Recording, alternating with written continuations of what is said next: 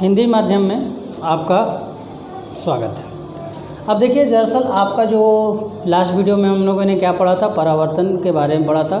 आज हम लोग दर्पण के बारे में पढ़ेंगे। दर्पण के बारे में आप लोगों ने पढ़ लिया था।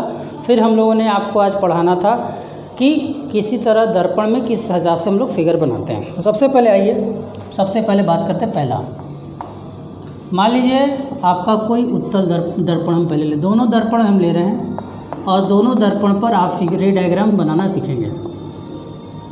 आपको पता है कि हर दर्पण के कौन कौन से पॉइंट फिक्स होते हैं। एक आपका होता है सी, ये आपका है फोकस। फोकस पॉइंट क्या होता है, सेंटर ऑफ कर्वेचर और पोल के ठीक बीच में होता है, ठीक। और सॉरी, फोकस बिंदु, और ये आपका ध्रुव। अब अगर कोई लाइट, कोई भी प्रकाश अगर समांतर आती, किसके, मुख्य अक्ष के समांतर आती है, किसके आती है, मुख्य अक्ष के समांतर आती है, तो वो अपने आप परावर्तन के बाद कहाँ जाएगी, फोकस से होकर जाएगी और कहीं से नहीं जाएगी। अगर कोई भी किरण किससे आती है, मुख्य अक्ष के समांतर आती है, तो वो परावर्तन के पश्चात कहाँ जाएगी, फोकस बिंदु से होते हुए जाएगी। ये कौन से दर्पण में हमने बनाया, अवतल दर्पण में। अब इसी को हम लोग उत्तल दर्पण में बनाने की कोशिश करते हैं।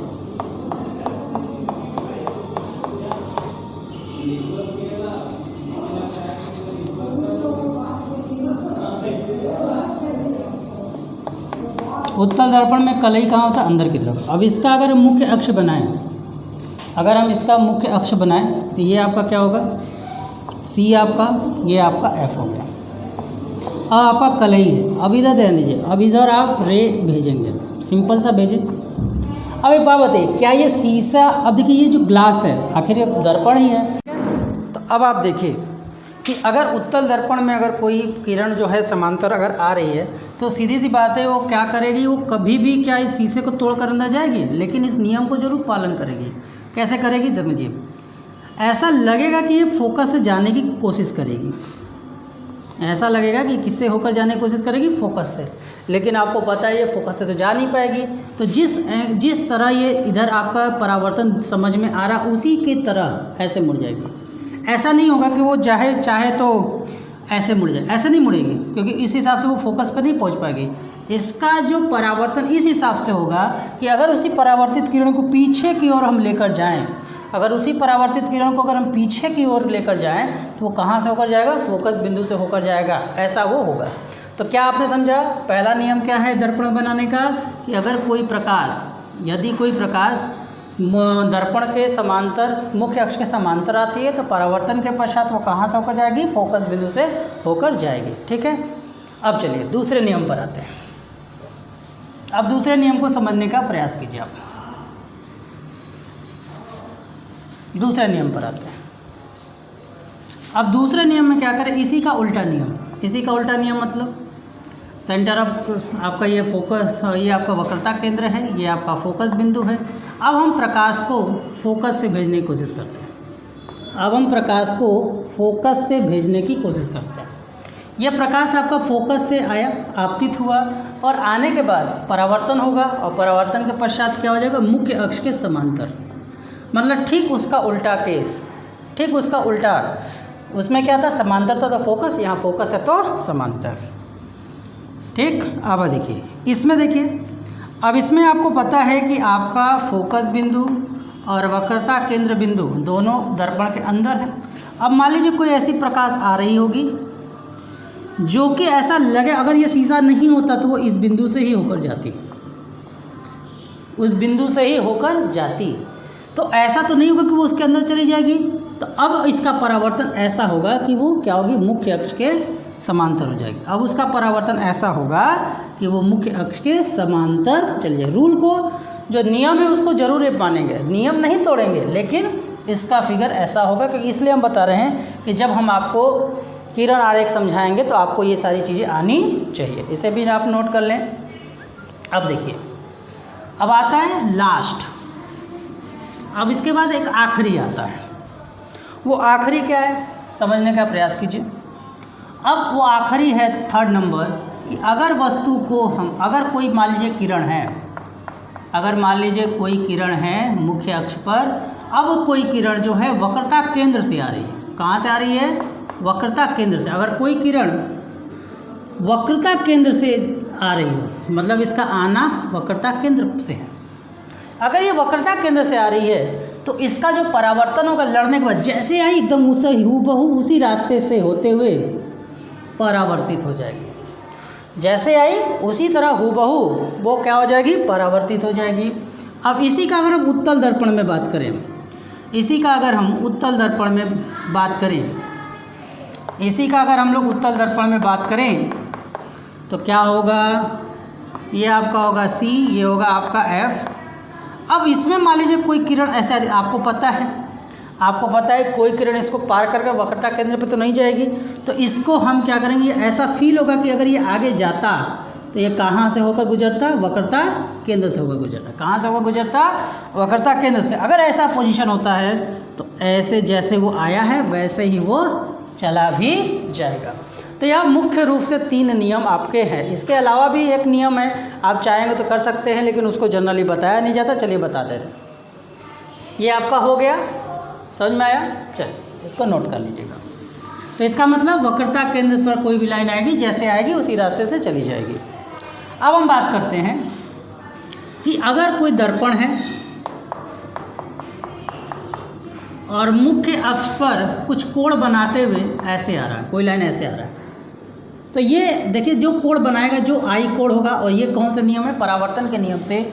उसी कोण से, मतलब यहाँ पे समान कोण से जो आई कोण होगा वही आर होगा, मतलब आई का कोण और आर का कोण क्या होगा? बराबर होगा, मतलब आपतन कोण बराबर परावर्तन कोण। इसी तरह आप इसमें भी बना सकते हैं, इसी तरह आप इसमें भी बना सकते हैं। ये ऐसे आएगा, जिस कोण से आएगा उसी कोण से जाएगा।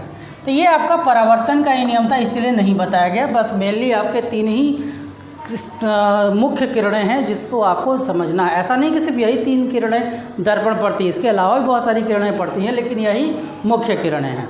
ठीक है, चलिए अब आते हैं हम लोग प्रतिबिंब किस प्रकार बनता है, इस पर बात करते हैं। तो सबसे पहले हम लोग अवतल दर्पण की बात कर रहे हैं। कौन से दर्पण की बात करने जा रहे हैं? अवतल दर्पण की। अब आपने अवतल दर्पण पे जानना है। अवतल दर्पण अब कुछ बातों को मैं बताने जा रहा हूँ जो आपको याद रखना है। सबसे पहले आपको क्या है कि जो वस्तु होगी वो हमेशा बाईं ओर होती है। हमेशा जो वस्तु होती है वो कहाँ होती है? बाईं ओर होती है। तो आप सबसे पहले क्या करेंगे? वस्तु को बाईं ओर, जैसे ये आपका अवतल दर्पण जो हम इधर बना रहे थे, अब आपका अवतल दर्पण का दिशा ऐसे बना दीजिए, क्योंकि हमेशा वस्तु जो होना चाहिए, हमेशा जो वस्तु होना चाहिए वो कहाँ होना चाहिए? हमेशा बाईं ओर होना चाहिए। ठीक, समझ में आया? तो ये आपका हो गया F, ये आपका हो गया मान लीजिए, ये मान लीजिए आपका हो गया F। अब इसको बनाएंगे कैसे? सबसे पहले आप क्या करेंगे?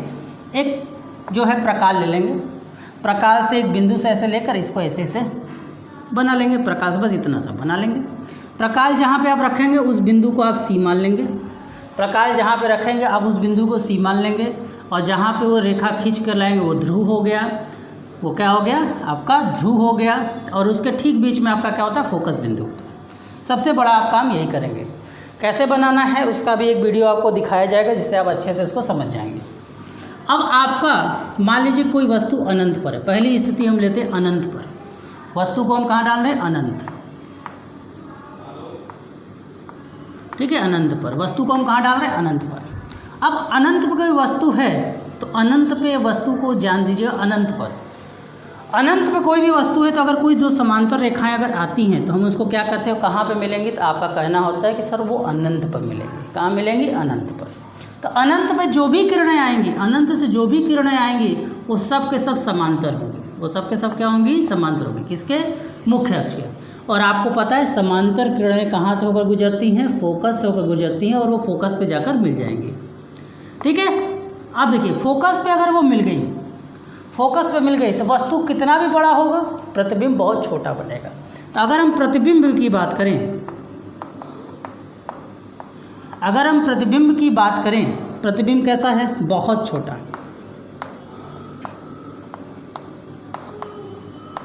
छोटा, या इसको आप बिंदु बिंदु प्रतिबिंब भी कह सकते हैं। ठीक, कहाँ बना फोकस पर। कहाँ बना? फोकस पर। समझ में आ रहा है? तो ये आपका जब भी कोई अनंत से कोई प्रतिबिंब आएगा, अनंत पे कोई वस्तु का प्रतिबिंब होगा तो कहाँ पे बनेगा? फोकस पर बनेगा। ठीक है, चलिए इसको हम लोग समझ लेते हैं। अब आते हैं हम लोग अगले केस पर। चलिए इसको इरेज कर लीजिए। अब देखिए अगला केस हम लोग लेते हैं। इस बार वस्तु को हम थोड़ा सा पास में ले रहे हैं। इस बार वस्तु को हम दूर नहीं रख रहे हैं। इस बार वस्तु को हम दूर नहीं रख रहे हैं। इस बार वस्तु को हम थोड़ा पास कर दे रहे हैं। ये आपका F हो गया। इस बार वस्तु को अनंत, इस बार वस्तु को हम लोग सेकंड पार्ट में अनंत व वक्रता केंद्र, वक्रता केंद्र, अनंत व वक्रता केंद्र, अनंत व वक्रता केंद्र के बीच में, ठीक है, के बीच में रख देते हैं। ठीक है, अब देखिए मान लीजिए वस्तु इस बार यहाँ पर है ऐसे। अब देखिए हमने आपको 3 तरह के किरणों के बारे में पढ़ाया है, उसमें से कोई 2 का यूज़ कीजिए, उसमें से कोई 2 का यूज़ कर लीजिए। ठीक है, अब 3 में से देखिए अगर आपने कोई ऐसे लिया, मान लीजिए आपने समांतर किरण भेजा, वो आपके ऊपर है, जैसे मन वैसे भेज दीजिए। समांतर किरण भेजा, किरण को जैसे आप समांतर भेजेंगे वो कहाँ से होकर जाएगा? फोकस से। किरण को आपने समांतर भेजा तो वो कहाँ से होकर जाएगा? फोकस से। अब आपके पास 2 ऑप्शन और है, 2 बातें और हैं। या तो आप उसको अब आपके पास 2 और हैं, फोकस से जाने वाली किरण और वक्रता केंद्र से जाने वाली किरण। दोनों में से जो आपका पसंदीदा हो वो आप भेज सकते हैं। आपके बुक में हो सकता है फोकस से वक्रता केंद्र से गया तो आप वक्रता केंद्र से भेजिए। हम इसको भेज दे रहे हैं फोकस से। अब ये फोकस से भेजा हमने, फोकस से गया, फोकस से नहीं गया, थोड़ा सा इधर हो गया। आप ध्यान से देखिए, इसको एकदम पेंसिल से स्केल से एकदम मिलाएंगे। आपको वीडियो पर एक वीडियो भी आपको दिखेगा जिससे आप बहुत ही आसानी से उसको समझ सकते हैं। ठीक, उसको आप भेजेंगे। जैसे आप भेजेंगे वो टकराने के बाद कहाँ हो जाएगी बेटा? समांतर हो जाएगी। और समांतर होने के कारण उसका प्रतिबिंब कहाँ बना? यहाँ। उसका प्रतिबिंब कहाँ बना? यहाँ। और इनका जो मिलन हुआ सही से हुआ है, इसलिए कौन सा प्रतिबिंब बनेगा? वास्तविक बनेगा। तो चलिए बातें करते हैं, प्रतिबिंब की बातें करते हैं। प्रतिबिंब की अगर हम बात करें तो प्रतिबिंब में पहला केस, पहला क्या होगा? प्रतिबिंब क्या है? कहाँ बना है भाई? सी। सबसे पहला उल्टा बना है, उल्टा तथा वास्तविक, उल्टा तथा वास्तविक। दूसरा कहाँ पे बना है? वक्रता, वक्रता केंद्र। कहाँ है? वक्रता केंद्र और फोकस के बीच, वह फोकस के बीच। कहाँ बना? वक्रता केंद्र व फोकस के बीच। तो और क्या है? उल्टा, वास्तविक और छोटा। यहाँ पे एक वर्ड हम जोड़ रहे हैं, छोटा। जितना आपका वस्तु था, जिस आकार का आपका वस्तु था, प्रतिबिंब उस आकार का नहीं बन रहा है, आप देख सकते हैं। वास्तविक का मतलब है, यहाँ पे दर्पण में हमने एक चीज़ भूल गई, ये बना देते हैं। वास्तविक में एक चीज़ आपको याद रखना है कि अगर मिलन परावर्तित किरणों के द्वारा ही हो रहा है, सही परावर्तित किरणों के द्वारा हो रहा है, तो वो क्या होगा? वास्तविक। दूसरा वास्तविक प्रतिबिंब की पहचान होती है कि उसका जो प्रतिबिंब होता है वो पर्दे पर मिलता है। किस पे मिलता है? पर्दे पर। अगर किसी पर्दे पर अगर इसका प्रतिबिंब, कहीं पे आप पर्दा लगा देंगे और इसका आपको प्रतिबिंब दिख जाएगा, तो इसे हम लोग बोलते हैं वास्तविक प्रतिबिंब। चलिए अब हम इसको करते हैं इरेज। अब अगले केस पर आते हैं। अगला केस क्या है? अगला जो केस है आपका, अब वस्तु को हम थोड़ा सा एक कदम और आगे ले जाते हैं। अब हम वस्तु को एक कदम आगे और ले जाते हैं। इस बार उसको रखते हैं, कहाँ रखते हैं? वक्रता केंद्र पर, वक्रता केंद्र पर। चलिए इस बार वस्तु को हमने कहाँ रख दिया? इसको हमने रख दिया, ये आपका F हो गया, ये आपका C हो गया। इस बार वस्तु कहीं और नहीं वक्रता केंद्र पर बना। अब हो सकता है कि देखिए हम स्केल से बना रहे हैं तो हो सकता है थोड़ा गड़बड़ हो जाए, लेकिन मेरा गड़बड़ इसलिए होगा हमें पता है कि हमें कैसे करना है। अब देखिए इधर ये आपका समांतर हुआ, वो कहाँ जाएगा, वक्रता केंद्र से। अब आप देख सकते हैं कि अब आपके पास कोई और ऑप्शन नहीं है, आपके पास कोई और, अब जैसे 3 किरणों का ऑप्शन था, लेकिन अब आपके पास सिर्फ एक ही ऑप्शन है, वो है फोकस, क्योंकि वक्रता केंद्र पे खुद वो खड़ा है, तो वक्रता केंद्र वाली किरण तो आप भेज नहीं पाओगे। तो आप अभी सर भेजोगे किसको, फोकस से।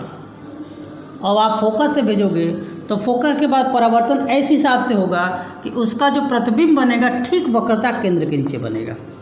ठीक है, ये हल्का सा टेढ़ा हमने किया है क्योंकि हमें पता है कहाँ बनेगा। आप लोग जब स्केल से बनाओगे, जैसा कि आपको वीडियो दिख रहेगा, इसी में दिखेगा या दिख चुका होगा, बनाओगे तो आपको हल्का सा भी डिफरेंस नहीं मिलेगा। अब हम अगर हम प्रतिबिंब की स्थिति की बात करें तो सबसे पहले देखिए क्या है, बराबर है,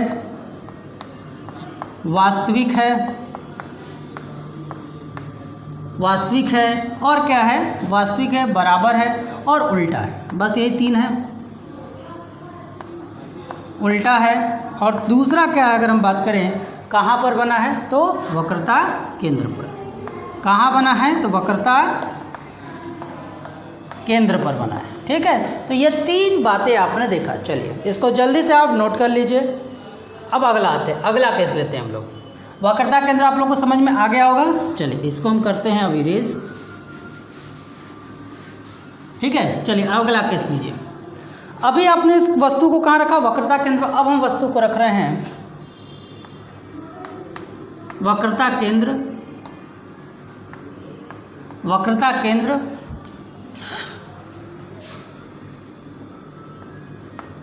व फोकस के बीच, वक्रता केंद्र व फोकस के बीच क्या करना है, फिर से आपको एक लाइन ऐसे खींच लेनी है। सबसे पहले आपको एक लाइन खींच ही लेनी है, आपको पता ही। फिर आपको ऐसे दर्पण बना लेंगे आपका, फिर ये वक्रता केंद्र होगा, ये आपका वक्रता केंद्र होगा और ये आपका F हो जाएगा। ठीक, अब आप इसको ऐसे कर लेंगे तो क्या होगा, अब वस्तु को आपको कहाँ रखना है, फोकस और इसके बीच में। ठीक, समझ में आया। अब ये आपका ऐसे जाएगा समांतर, कहाँ से होकर जाएगा, फोकस से होते हुए जाएगा। ठीक, अब आपके पास 2 ऑप्शन हैं, या तो आप फोकस से भेजिए या तो वक्रता के। चलिए हम फोकस से भेज रहे हैं। परावर्तन के बाद क्या हो जाएगा, समांतर।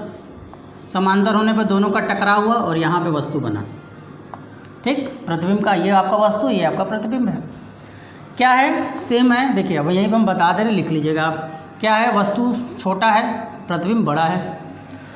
इधर है तो वास्तविक भी है और उल्टा भी है। और कहाँ बना है, वक्रता केंद्र और अनंत के बीच में, मतलब वक्रता केंद्र से दूर बना है। ठीक, चलिए इसको नोट कर लीजिए। फिर आते हैं अगले केस पर। अब अगला केस क्या है, अब वस्तु को हम रख देते हैं फोकस पर। अब वस्तु को रख देते हैं हम लोग फोकस पर, फोकस पर। अब वस्तु आपका फोकस पर रख दिया जा रहा है। ये आपका P है, ये आपका P है, ये आपका F है और ये आपका C है। अब वस्तु को जब हम फोकस पर रखेंगे, ध्यान दीजिएगा, वस्तु को आपने फोकस पर रखा तो सबसे पहले समांतर किरण जाएगा, परावर्तन के पश्चात फोकस से परावर्तित होगा। लेकिन अब आपतित किरण जो है, आपतित किरण जो है वो फोकस से होकर नहीं जाएगी। कैसे जाएगी, अब आपतित किरण को आपको भेजना पड़ेगा आपको वक्रता केंद्र से। अब आप देखिए, वक्रता केंद्र से जब आप भेज रहे हैं तो आपको ये क्या मिल रहा है, बड़ा, इतना बड़ा होता जाएगा। इससे इतनी दूरी इसकी बढ़ती जाएगी। कहीं पे मान लीजिए ये अनंत पर कहीं मिलेंगे। कहाँ मिलेंगे, यहाँ अनंत पर मिलेंगे। कहाँ मिलेंगे, अनंत पर। अनंत पर मिलेंगे तो जैसे जैसे ये दूरी बढ़ती जाएगी वैसे वैसे इसका साइज़ क्या होगा, बड़ा होता जाएगा। मतलब फोकस में रखी हुई वस्तु का प्रतिबिंब बहुत बड़ा, बहुत बड़ा, बहुत बड़ा बनेगा और वास्तविक बनेगा। कैसा बनेगा, वास्तविक बनेगा।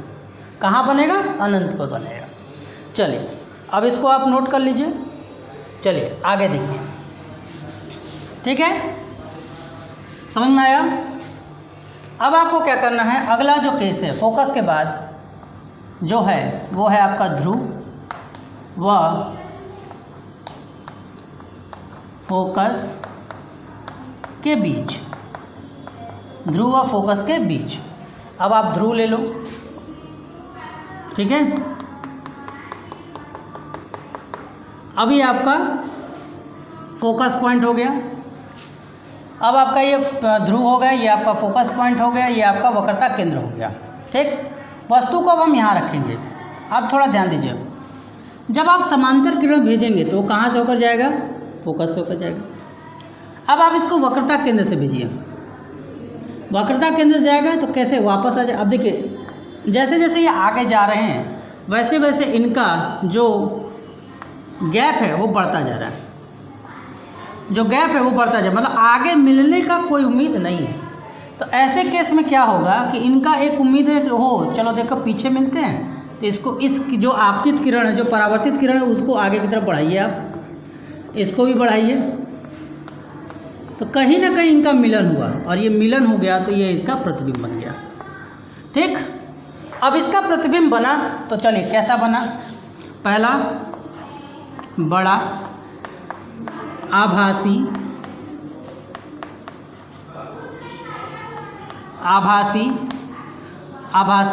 कहाँ बना? दर्पण के पीछे। कहाँ बना? दर्पण के पीछे। बड़ा आभासी दर्पण के पीछे, ठीक है। तो इस तरह से आपका अवतल दर्पण संपन्न हुआ।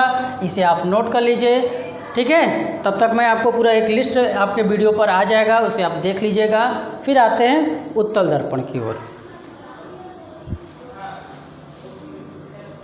चलिए अब आते हैं उत्तल दर्पण पर प्रतिबिंब कैसे बनेगा। उत्तल प्रतिबिंब के दो ही है, मेनली एक ही है, लेकिन दो बनाते हैं लोग कि वस्तु कहाँ पर हो। पहला वस्तु अनंत पर मान लीजिए। अब अनंत पर आते हैं तो ये दर्पण हम यूज़ कर रहे हैं इस बार कौन सा? अवतल नहीं यूज़ कर रहे हैं इस बार, हम लोग उत्तल यूज़ कर रहे हैं। उत्तल पर आपको पता है वस्तु को रखने की जो पोजीशन होती है वो हमेशा क्या होती है? बाईं ओर होती है। तो आपने बाईं ओर वस्तु को रख लेना है। ये आपका ध्रुव है, ये आपका फोकस। पहले फोकस नहीं बनता, पहले वक्रता केंद्र बनता है, फिर फोकस बनता है। अब आप वस्तु को समांतर भेजोगे, समांतर भेज दिया। समांतर भेजने पर ये कहाँ जाना चाहिए? फोकस में। तो फोकस में रियलिटी में तो जाता नहीं, अभी आपने आपको बताया, वो ऐसे निकल जाएगा, ठीक। अब आप इसको कहाँ से भेजा चाहते हो? वक्रता केंद्र से। चलो वक्रता केंद्र से भेजो, ठीक। और सॉरी, अनंत पर वस्तु को रखना था। ये अनंत का केस नहीं है, कुछ दूरी पर है, ठीक। अब ये आपका ऐसे चला गया। जब ये आपका ऐसे चला गया तो आप कोई भी किरण भेजोगे, कहीं पे भी रखोगे, ऐसा ही रे डायग्राम बनेगा। कोई आपका कोई पोजीशन नहीं है, आप इधर रखो चाहे इधर रखो, तो इसका प्रतिबिंब सदैव अंदर की ओर बनेगा। इसका जो प्रतिबिंब होगा वो सदैव अंदर की ओर बनेगा। जब प्रतिबिंब आपका सदैव अंदर की ओर बनेगा और कैसा बनेगा? वस्तु से छोटा और आभासी। तो इसका जो प्रतिबिंब होगा वो क्या क्या होगा? पहला छोटा, दूसरा आभासी, दर्पण के पीछे है आभासी, और तीसरा दर्पण के पीछे। और इसका प्रतिबिंब सदैव कहाँ बनेगा? ध्रुव, ध्यान दीजिएगा, ध्रुव व फोकस के बीच, ठीक है। अब आप एक छोटा सा ध्यान दीजिए। अगर आप देखेंगे कि वह वस्तु का प्रतिबिंब यहाँ पर आपका बन गया, ठीक है। चलिए कुछ बातें इसको अच्छे से याद रखिएगा, आगे कुछ बातें बताएंगे जिससे आपको शॉर्टकट समझने में। अब बात करते हैं हम लोग दर्पण के प्रयोग का, ठीक। तो सबसे पहले हम लोग बात करते हैं अवतल के बारे में। अवतल दर्पण। अब अवतल दर्पण का बात क्या, आप देख रहे हैं कि अवतल दर्पण के अंदर एक गुण है। वो गुण क्या है कि कोई भी अगर समांतर किरण आप उसको भेज रहे हो तो वो इसी पॉइंट पर, कोई भी आप समांतर किरण भेजोगे वो हमेशा फोकस पे जाएगा। तो सभी किरणों को अगर वो एक ही बिंदु पर ला दे रहा है, सभी किरणों को एक ही बिंदु में ला दे रहा है, इसीलिए इसको हम लोग बोलते हैं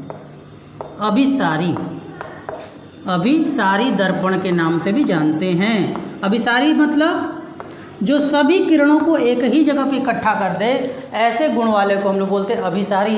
तो अवतल दर्पण आपका अभिसारी। अब इसका प्रयोग कहाँ होता है? इसका प्रयोग देखिए जो डॉक्टर हमारे होते हैं, जैसे दांत में आपको कोई कैविटी हो जाएगा, क्योंकि देखिए इसी दर्पण के पास एक खासियत है, वो खासियत क्या है कि वो वास्तविक प्रतिबिंब बना सकता है, और कोई भी दर्पण आपको नहीं मिलेगा जो कि वास्तविक प्रतिबिंब बना सकता है, इसी के पास एक काबिलियत है। तो अगर ये वास्तविक प्रतिबिंब को दर्पण क्या करते हैं कि आपका एक देखेंगे चम्मच नुमा आपके दांत के अंदर डालेंगे, तो दरअसल उस दांत के अंदर जो दर्पण होता है उस दर्पण का नाम है अवतल दर्पण, जिससे वो आपका एक तो इसकी खासियत है बड़ा भी प्रतिबिंब बनाता है और वास्तविक बनाता है, जिससे दांत के अंदर मौजूद कीड़ों को या सड़न को वो पहचान लेता है। इसके अलावा जो आपकी गाड़ियों की जो हेडलाइट होती है, गाड़ियों की जो हेडलाइट, यहाँ पे आपका बल्ब होता है और इसके चारों तरफ एक शीशा लगा होता है। अब ये लाइट क्या होती है, इस पर जलती है और आप देखे होंगे वो सारी लाइट एक जगह जाकर एक बड़ा सा गोला बनाती है। बनाती कि नहीं बनाती? जो हेडलाइट्स होते हैं वो सभी कार के हेडलाइट्स या टॉर्च के हेडलाइट, ये सब के सब जिस दर्पण से बनाए जाते हैं उस दर्पण का नाम क्या है? अवतल दर्पण। इसके अलावा भी इनके बहुत सारे यूज हैं, ठीक है। अब आते हैं अवतल दर्पण के बाद आते हैं अवतल दर्पण, अरे अवतल दर्पण के बाद आते हैं उत्तल दर्पण पर। अब हम बात करें अगर उत्तल दर्पण की, उत्तल दर्पण में आप क्या देखेंगे, आपका कोई भी ऐसा किरण आएगा समांतर तो आपको ऐसे निकल जाएगा, लेकिन वो ऐसे जाएगा जैसे लगेगा वो फोकस से जा रहा हो, ऐसे जाएगा कि लगेगा आपका फोकस से जा रहा हो। मतलब इसके अंदर जो प्रकाश को फैलाने का गुण है, जो ये प्रकाश को वो एक जगह इकट्ठा कर रहा था, इसके अंदर प्रकाश को फैलाने का गुण है, इसीलिए इसका नाम, इसको हम लोग